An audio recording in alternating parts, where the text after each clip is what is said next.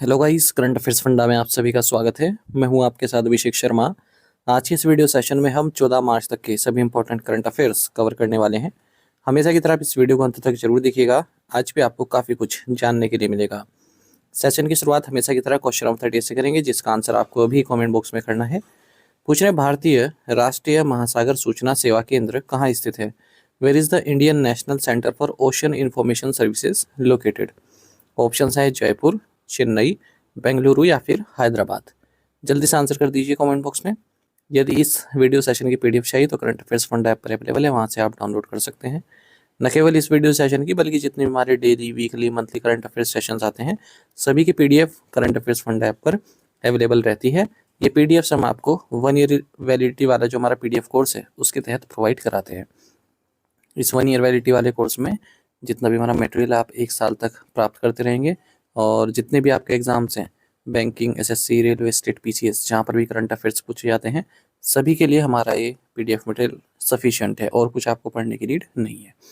Current affairs fund app पर ये आपको पीडीएफ्स मिलेंगी। ऐप का लिंक वीडियो के डिस्क्रिप्शन में दिया गया है, फर्स्ट कमेंट में पिन कर दिया गया है। उस लिंक पर क्लिक कीजिए, ऐप को इंस्टॉल कीजिए। लॉगिन करने के बाद आप कंप्लीट मटेरियल एक्सेस कर पाएंगे। फिलहाल इसका आंसर कर दीजिए, फिर आगे बढ़ते हैं।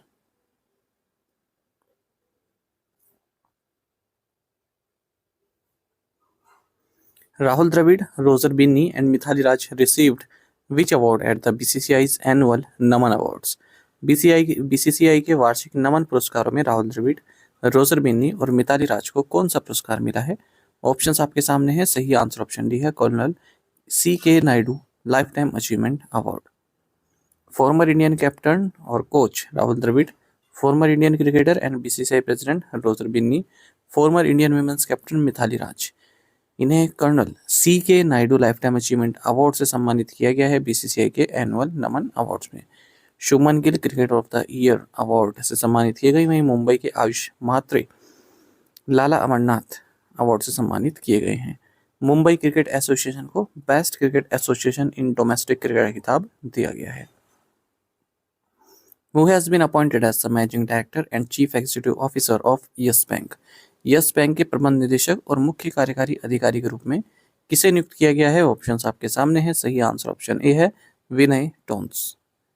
Private sector tender, yes bank ने अनाउंस किया है कि रिजर्व बैंक ऑफ इंडिया से मंजूरी मिल गई है विनय टोन्स को अपना managing director and chief executive बनाने के लिए 3 साल के पीरियड के लिए। 6 अप्रैल से इनका कार्यकाल शुरू होगा।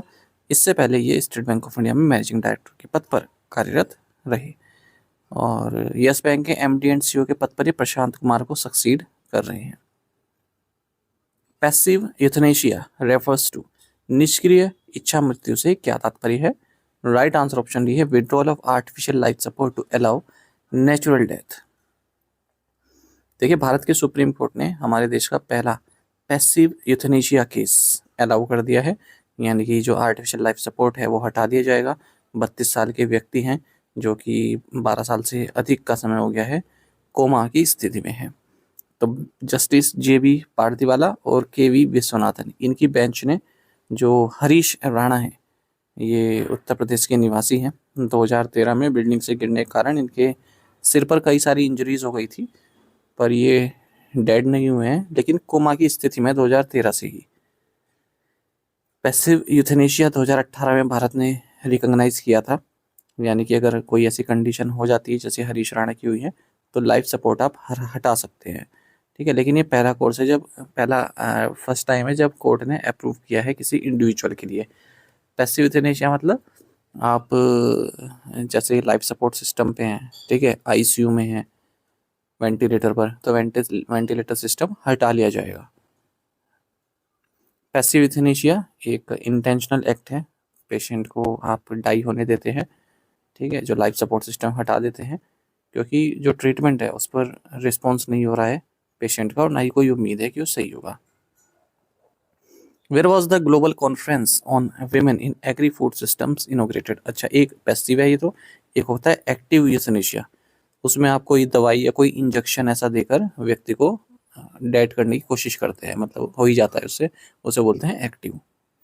Where was the global conference on women in agri food systems inaugurated? कृषि खाद्य प्रणालियों में महिलाओं पर वैश्विक सम्मेलन का उद्घाटन कहाँ किया गया है? राइट आंसर ऑप्शन बी है, New Delhi.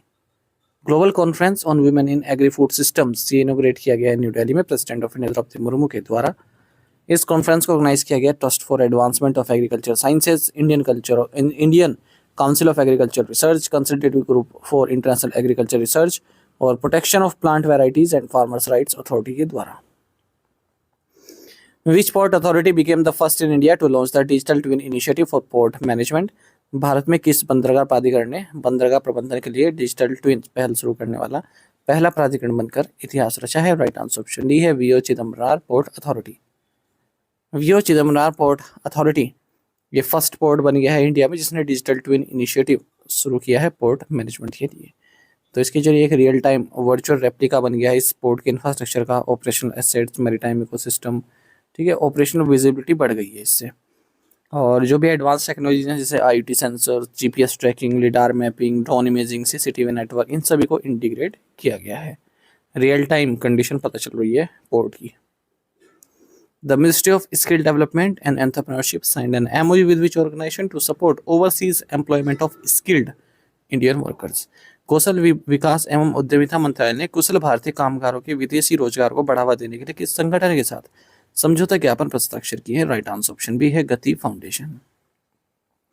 Ministry of skill development and entrepreneurship government of India ने एमओयू साइन किया है गति फाउंडेशन के साथ, ठीक है, जो स्किल्ड इंडियन वर्कर्स हैं उनको ओवरसीज एम्प्लॉयमेंट दिया जा सके, विदेशों में उनको उनके लिए रोजगार के अवसर उन्हें प्रदान किए जाएं।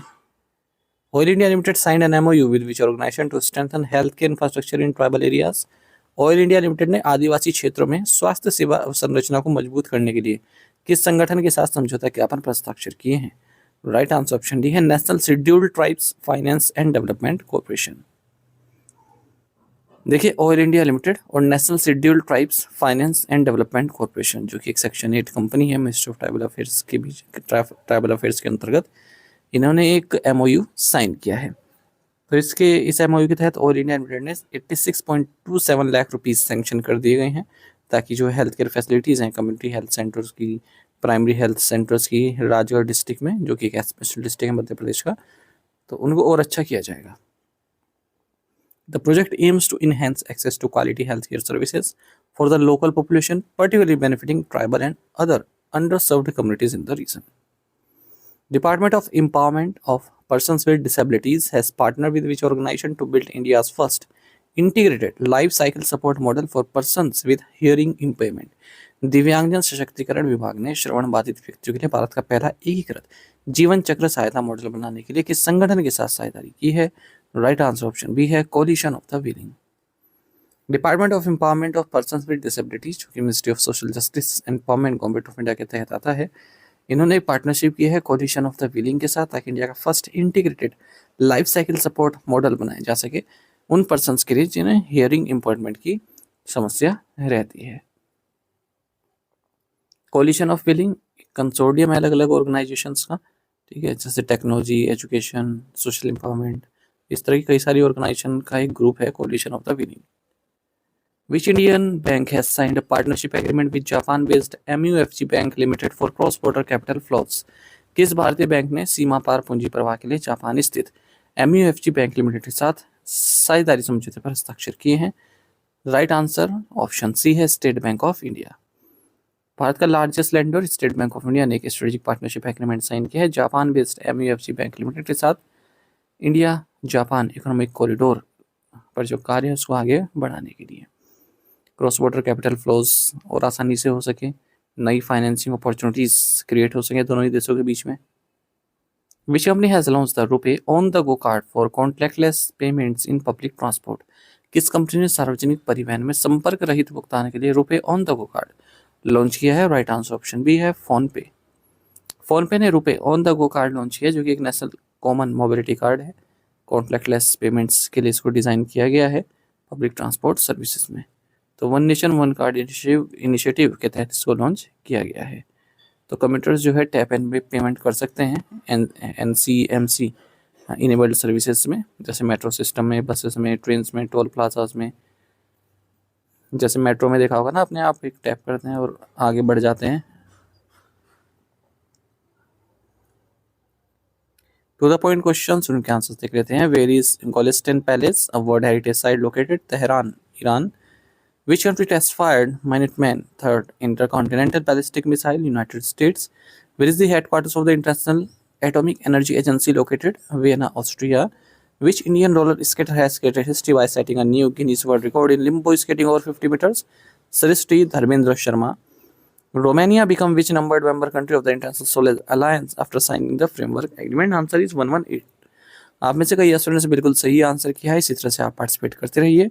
टू द पॉइंट क्वेश्चंस, उनके आंसर्स देख लेते हैं। इनके आंसर आपको भी कमेंट बॉक्स में करने हैं।